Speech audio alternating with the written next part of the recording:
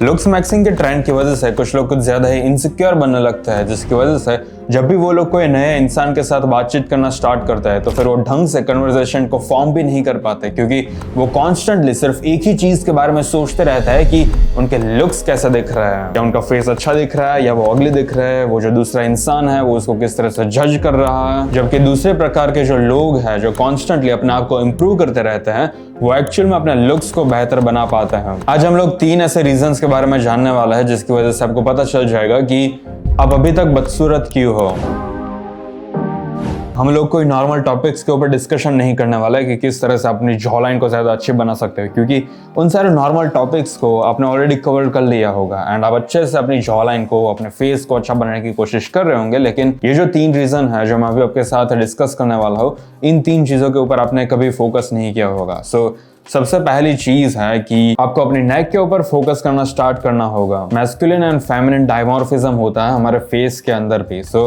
जो भी सुंदर लड़की होती है उनकी अगर आप गर्दन देखोगे तो फिर वो थोड़ी सी पतली होगी एंड वो इन जनरल वो लड़की स्किनी होगी। उसके जो क्लेविकल बोन्स होंगे वो भी नजर आ रहे होंगे एंड इन सारे रीजंस की वजह से वो दिखने में अच्छी लगती होगी। लेकिन अगर हम कोई लड़के की बात करें तो फिर अगर वो हैंडसम होगा दिखने में तो फिर उसकी जो नेक होगी वो वाइड होगी, वो थिक होगी। एंड जब भी कोई लड़के की नेक थिक होती है तो फिर उससे नजर आता है कि वो लड़का एक्चुअल में ताकतवर है, क्योंकि वो नेक एक तरह का मसल है कि वो सबसे पहले आपको नजर आने लगता है। नेक, ट्रैप्स, ये दोनों चीजें बहुत इंपॉर्टेंट है। आपके बाइसेप्स एंड वो सारी चीजें भी इंपॉर्टेंट होती है, लेकिन वो सारी चीजें फिर जिम के रिलेटेड आने लगी। हम लोग आज जिम के रिलेटेड बात नहीं करने वाला।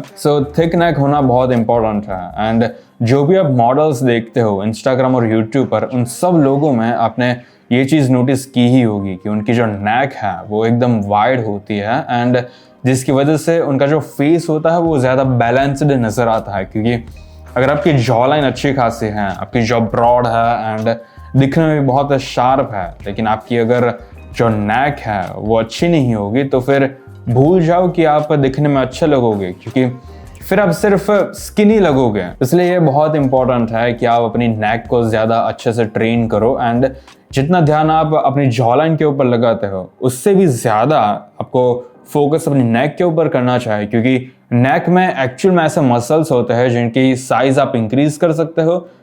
फेस पर भी होते हैं, लेकिन फेस के जो मसल्स होते हैं, जो बोन्स होते हैं, उनको हिलाना थोड़ा ज़्यादा मुश्किल होता है। जबकि अगर आप नेक के ऊपर फोकस करना स्टार्ट करते हो, अपना बॉडी फैट परसेंटेज डिक्रीज करना स्टार्ट करते हो, तो फिर ये कुछ ऐसी चीज़ें होती है जिसके आपको इंस्टेंटली रिजल्ट्स दिखने स्टार्ट हो जाते हैं। ये आपने फोटो देखा ही होगा कभी ना कभी कि किस तरह से ये एक मॉडल है, करंटली तो मॉडल है, ये एक टाइम पर एक प्रिजनर था, वो तो बात की बात है। लेकिन आप इसके नेक को देख सकते हो कि किस तरह से ये जिसने भी फोटो एडिट किया है इसका मेन इंटेंशन यही था कि चाहे आपका फेस कितना भी अच्छा क्यों ना दिखे, अगर आपकी नेक अच्छी नहीं है तो फिर भूल जाओ कि आप दिखने में अच्छा लगोगे। ये जो नेक है ये इसकी रियल नेक है। आप देख सकते हो कि इसकी विड्थ कितनी ज्यादा है एंड इसके नेक एंड इसके जॉ दोनों सिंक हो रहे हैं, जिसकी वजह से ये दिखने में ज्यादा अच्छा लग रहा है। आप इमेजिन कर सकते हो कि कुछ लोग तो ऐसे होते हैं जिनका फेस भी बदसूरत होता है एंड ऊपर से उनकी नेक भी पतली होती है। लाइक अल्टीमेट कॉम्बिनेशन है एक परफेक्ट बदसूरत इंसान को फॉर्म करने का।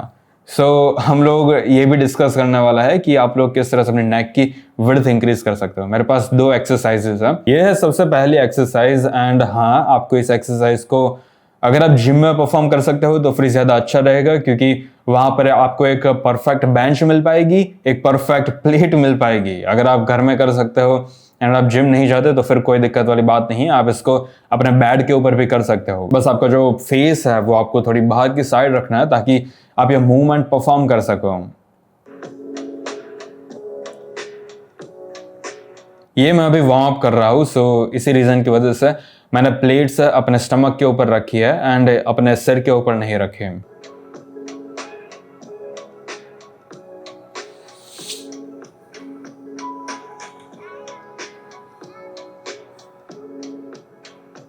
इस एक्सरसाइज को परफॉर्म करने से पहले ध्यान रखना कि आपको अच्छे से अपनी नेक को वार्म कर देना है एंड फिर जो मैं वार्म अप कर रहा था वो वार्म अप भी आपको करना है एंड फिर ही आप प्लेट को लेकर इस एक्सरसाइज को परफॉर्म करना स्टार्ट करना है, क्योंकि अगर आप वो सारी चीजें नहीं करोगे तो फिर लिटरली चांसेस बहुत ज्यादा होते हैं नेक ट्रेनिंग के अंदर कि आप इंजर्ड कर दोगे अपनी नेक को और ऐसी कोई बोन को जिसको आपको इंजर्ड नहीं करना चाहिए। सो हाँ, वार्म अप कर लेना एंड ज्यादा वजन मत उठाना। 2.5 kg और 5 kg की प्लेट बहुत होगी एंड फिर जैसे जैसे आप स्ट्रेंथ इंक्रीज करते जाओ वैसे वैसे आपको वेट्स भी इंक्रीज करते जाना है एंड ये जो रिपीटेशंस है वो आपको फेलियर तक लगाना है। ओके, आई थिंक आपको ये एक्सरसाइज अच्छे से समझ में आ गई है। अब एक और नेक की एक्सरसाइज है जो करना इंपॉर्टेंट है एंड वो एक्सरसाइज कहाँ पर है, ये रही।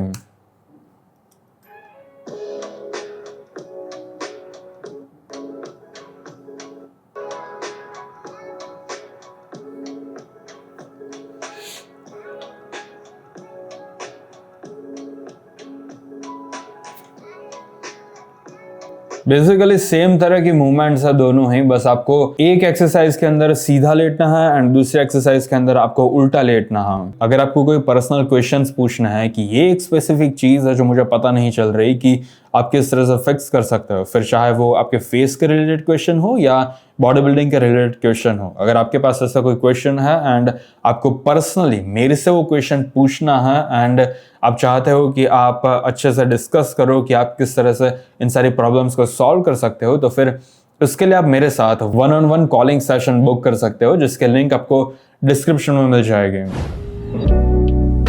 आईज वो एक सबसे पहली चीज है जो जब भी आप कोई नए इंसान के साथ इंटरेक्ट करते हो तो फिर वो सबसे पहले आपकी आईज को नोटिस करता है एंड इसके पीछे एक साइकोलॉजिकल रीजन है कि क्यों लोग सबसे पहले आपकी आईज को देखते हैं। क्योंकि एक तो मेन रीजन ये है कि आपकी आईज सबसे ऊपर होती है एंड आपकी आईज अलग से कम्युनिकेट कर सकती है। सो जो भी चीज आप फील कर रहे होते हो उन सारी चीजों को आपकी आईज भी एक्सप्रेस कर सकती है। ऑब्वियसली आपका जो बोलने का टोन होता है एंड अब जिस तरह के वर्ड्स प्रोनाउंस करते हो उन सारे वर्ड्स के ऊपर भी ये डिटरमाइन करता है कि आप कैसा फील कर रहे हो उस पर्सन के लिए। सो ये सारी चीजें तो मैटर करती ही है, लेकिन जो आईज है वो इनडायरेक्ट वे में सच्चाई बता देती है कि आप एक्चुअल में कैसा फील कर रहे हो उस मोमेंट में, फिर चाहे वो उस पर्सन के लिए आप कैसा फील कर रहे हो या आप इन जनरल आपके अंदर अभी क्या इमोशंस चल रहे हैं। ये जो आईज आप देख रहे हो ये क्लियरली ऐसा बता रही है कि कुछ ऐसी चीज इन भाई साहब ने नोटिस किया है जो शॉकिंग थी एंड इन्होंने ऐसा कुछ एक्सपेक्ट नहीं किया था, लेकिन ऐसी चीजें हो रही है। फिर ये जो आईज का एक्सप्रेशन है ये ऐसा बोलने की कोशिश कर रहा है कि ये एक परफेक्टली फोकस्ड मोड में है। सो अगर आप इसके सामने जाकर कुछ चीजें एक्सप्लेन करने की कोशिश करोगे तो फिर ये अच्छे से सुनेगा आपकी बात। ये जो आईज है ये clearly I don't give a fuck वाली आईज है। सो आप चाहे कुछ भी करो इसके सामने, इससे कुछ फर्क नहीं पड़ने वाला। जबकि इसके पीछे जो भाई साहब है इसकी आईज कुछ ऐसा बोल रही है कि मैं चौकन ना हो एंड अगर आपने कुछ भी गलत चीज की तो फिर मैं उसको आराम से नोटिस कर लूंगा एंड उसके कॉन्सिक्वेंसेस अच्छे नहीं होंगे। इसी तरह से आपकी भी जो आईज होती है वो अपने आप में फीलिंग्स एक्सप्रेस करने की एबिलिटीज होल्ड करती है। सो ये बहुत इंपॉर्टेंट है कि आप अपनी आईज को अच्छे से मेंटेन करो। मेंटेन करने के लिए आपको ज्यादा कुछ अलग अलग तरह की चीजें नहीं करनी है, बहुत सिंपल चीजें हैं। सबसे पहले अगर आपकी आईज के नीचे डार्क सर्कल्स है तो फिर आपको उनको फिक्स करना होगा, जिसके लिए आपको विटामिन सी लगाना है। मैं तो डर्माको का विटामिन सी यूज करता हूँ एंड वो स्पॉन्सर्ड नहीं है, सो आप परचेज करो या ना करो उससे मुझे कुछ फायदा नहीं होने वाला। सो अगर आपको और कोई कंपनी की लेनी हो तो भी मुझे कुछ फर्क नहीं पड़ता।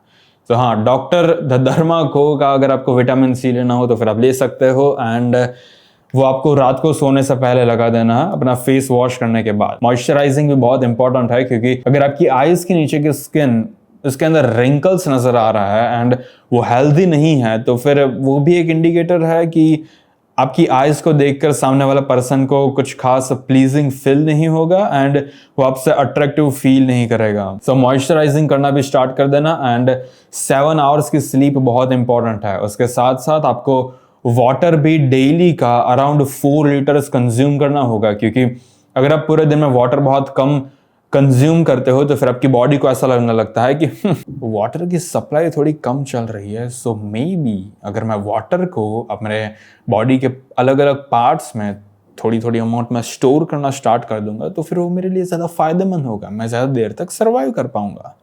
वेल, आपकी बॉडी परफेक्ट सोच रही है, आपकी बॉडी का कोई प्रॉब्लम नहीं है इस पूरे सिनारियो में, प्रॉब्लम आप में है। आप बस आलस करते हो कि आपको नीचे जाकर पानी पीना होगा या तो फिर आपको अपने रूम में से बाहर निकलना होगा। अगर आप भी इस तरह से एक आलसी इंसान हो तो फिर आपको भी मेरी तरह ऐसे कोई बॉटल ले लेनी चाहिए जिसके अंदर आप पानी स्टोर करके रख सको।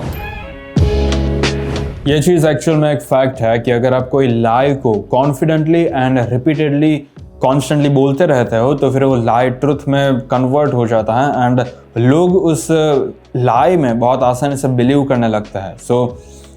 इसका मतलब ये नहीं है कि आपको झूठ बोलना स्टार्ट कर देना है। अगर आप कंटेंट क्रिएटर हो तो फिर आपके पास इन दोनों में से कोई एक चीज़ होनी चाहिए। पहली चीज़ है प्रूफ।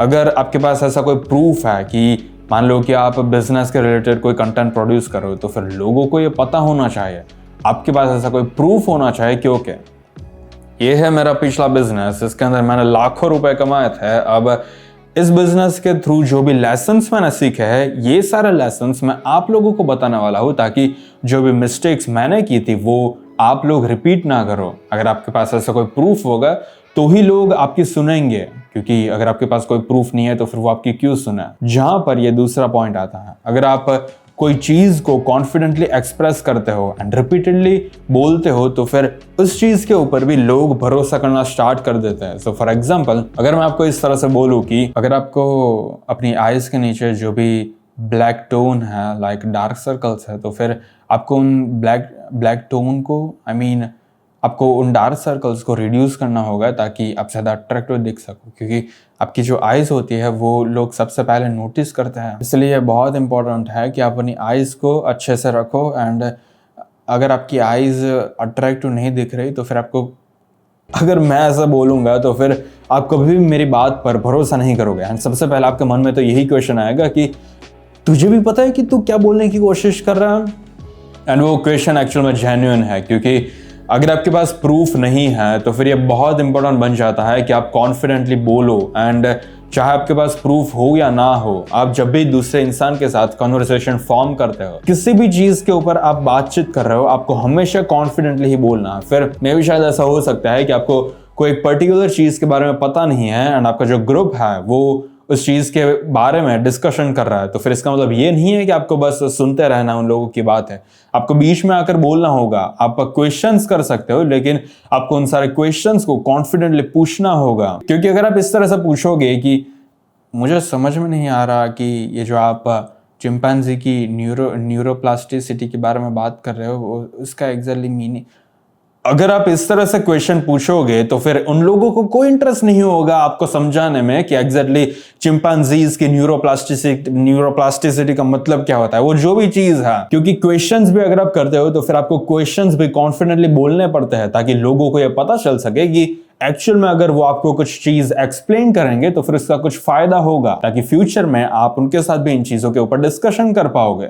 लेकिन अगर आपके अंदर कॉन्फिडेंस नहीं है तो फिर ये सारी चीजें आप नहीं कर पाओगे। जब कोई नया इंसान और कोई लड़की आपके साथ बात करना भी चाहेगी क्योंकि आपके लुक्स अच्छा है, लेकिन आपको कन्वर्सेशन फॉर्म करना नहीं आता होगा, तो फिर भूल जाओ कि आप अट्रैक्टिव दिखोगे। क्योंकि सिर्फ looks, hairs and teeths important नहीं है, आप किस तरह से कन्वर्सेशंस फॉर्म करते हो एंड किस तरह से अपने वर्ड्स को कॉन्फिडेंटली बोल पाते हो या नहीं बोल पाते, ये चीज भी बहुत मैटर करती है। क्योंकि जिस मोमेंट में आपका मुंह खुलने वाला है उस मोमेंट के बाद आपके जो लुक्स है वो बहुत कम सिग्निफिकेंस होल्ड करना स्टार्ट करने लगेंगे। इसलिए अपनी कम्युनिकेशन स्किल्स के ऊपर भी वर्क करना। एंड अगर आपको ये पता ना चल रहा हो कि आप किस तरह से अच्छे से कम्युनिकेशन फॉर्म कर सकते हो तो फिर आप बुक्स रीड कर सकते हो, like how to win friends and influence people. और अगर आप कोई दूसरी तरह की बायोलॉजिकल और साइकोलॉजिकल बुक्स भी रीड करते हो तो भी आपको पता लगने लगता है कि आप किस तरह से कन्वर्सेशंस फॉर्म करते हो, क्योंकि उन सारी बायोलॉजी की चीज़ों में भी आपको